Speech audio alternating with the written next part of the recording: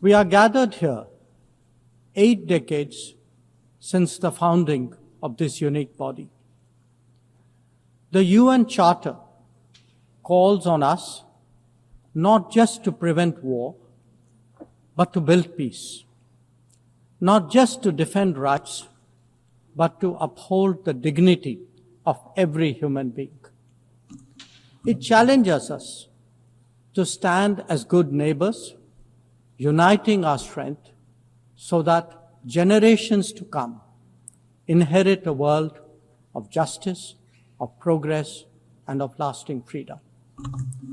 Madam President, forces unleashed by history since the founding of the UN propelled this body forward. As decolonization advanced, the world began to return to its natural diversity. The membership of the United Nations quadrupled, and the organization's role and remit grew significantly. In the era of globalization, its agenda evolved even further. Development goals took center stage, even as climate change emerged as a shared priority. Trade acquired greater prominence, while food and health access were recognized as essential to global well-being. Where security was concerned, the UN undertook peacekeeping operations and promoted disarmament discussions. As a result, the UN became a natural platform to debate key global issues. Madam President, we must ask ourselves today, how has the UN lived up to expectations? And just look at the state of the world. There are 2 significant conflicts underway, one in Ukraine and the other in the Middle East, West Asia. Innumerable other hotspots don't even make the news. The slow progress of the SDG Agenda 2030 presents a sorry picture. On climate change, the reality is of recirculated commitments and creative accounting. If climate action itself is questioned, what hope is there for climate justice? When a once-in-a-century pandemic hits us, we saw open discrimination in access to vaccines and to travel. Energy and food security have been the first casualties of conflict and disruption, especially since 2022. Better off societies insulated themselves by having the first call.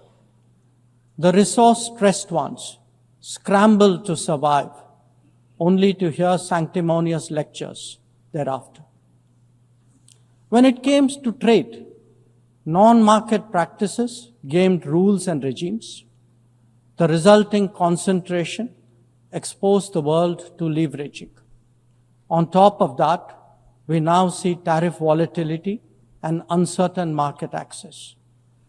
As a result, de-risking is a growing compulsion, whether from limited sources of supply or over-dependence on a particular market. Economic concerns have other dimensions as well. Heightened technology control is one. The grip on supply chains and critical minerals is another. The shaping of connectivity is no less sensitive. Protection of key sea lanes has become a challenge. Restricting the evolution of a global workplace is an issue.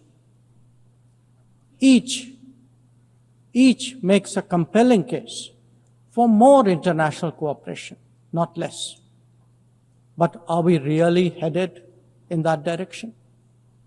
And where has the UN actually made a difference? Madam President, as members of the UN, we meet here as sovereign equals. That is not a formalism, but a recognition of the inherent diversity of our world. Understandably, we have different history, traditions, heritage, and culture. For them to coexist, for them to enrich each other, it is imperative that we foster understanding and respect. This will only happen when we resist political interference and economic pressures, when narratives are free of prejudice, when double standards are abjured, and when pluralism is truly appreciated. Madam President, Excellencies, while asserting our rights, we must also firmly face up to threats. Countering terrorism is a particular priority because it synthesizes bigotry, violence, intolerance, and fear. India has confronted this challenge since independence, having a neighbor that is an epicenter of global terrorism. For decades now, major international terrorist attacks are traced back to that one country. UN's designated lists of terrorists are replete with its nationals. The most recent example of cross-border barbarism was the murder of innocent tourists in Pahalgam in April this year. India exercised its right to defend its people against terrorism and brought its organizers and perpetrators to justice. Because terrorism is a shared threat, Madam President, it is essential that there is much deeper international cooperation. When nations openly declare terrorism a state policy, when terror hubs operate on an industrial scale, when terrorists are publicly glorified, then such actions must be unequivocally condemned. The financing of terrorism must be choked, even as prominent terrorists are sanctioned. Relentless pressure must be applied on the entire terrorism ecosystem. Those who condone nations that sponsor terror will find that it comes back to bite them. Madam President, an objective report card will show that the UN is in a state of crisis. When peace is under threat from conflicts, when development is derailed by lack of resources, when human rights are violated by terrorism, the UN remains gridlocked. As its ability to forge common ground diminishes, belief in multilateralism also recedes. Central to the erosion of the UN's credibility has been resistance to reform. Most members strongly desire change, but the process is being made an obstacle to the outcome. It is imperative that we see through this cynicism and purposefully address the reform agenda. The historical injustice done to Africa should be redressed. Both permanent and non-permanent membership of the Council must be expanded. A reformed Council must be truly representative, and India stands ready to assume greater responsibilities. Madam President, today the predicament of the Global South is especially acute. Bharat, under the leadership of Prime Minister Narendra Modi, believes that it has both a duty to contribute and an obligation to motivate. That is why we have undertaken more than 600 major development projects in 78 countries, as well as innumerable community-based initiatives. They range from large infrastructure to small livelihoods, from capacity building to people's welfare, from concrete assets to education and training. Turbulent times require that we step forward during moments of crisis. India has been forthcoming in that regard, especially in its immediate vicinity. Whether it is finance, food, fertilizer, or fuel, we have responded to the urgent requirements of our neighbors. Madam President, climate events and conflicts have created a demand for HADR assistance. Reflecting our growing capabilities, Bharat has endeavored to be a first responder. Be it essential medicines or relief supplies, the operations of a field hospital or limb fitment camps, these efforts covered 19 nations last year. The people of Afghanistan and those of Myanmar saw India extend its hand during recent earthquakes. Our efforts at ensuring safe commerce, combating piracy, and preventing attacks on shipping in the Northern Arabian Sea also bear mention. And the Indian tradition of UN peacekeeping operations continues in the Democratic Republic of Congo, in Western Sahara, Central African Republic, Golan Heights, Cyprus, Lebanon, Abyei, South Sudan, and Somalia. To put it clearly, our soldiers ensure peacekeeping, our sailors protect maritime shipping, our security counters terrorism, our doctors and teachers facilitate human development the world over, our industry produces affordable products, our techies promote digitization, and our training facilities are open to the world. These remain the core of our foreign policy. Madam President, each one of us has the opportunity of contributing to peace and prosperity. In the case of conflicts, especially Ukraine and Gaza, even those not directly involved have felt its impact.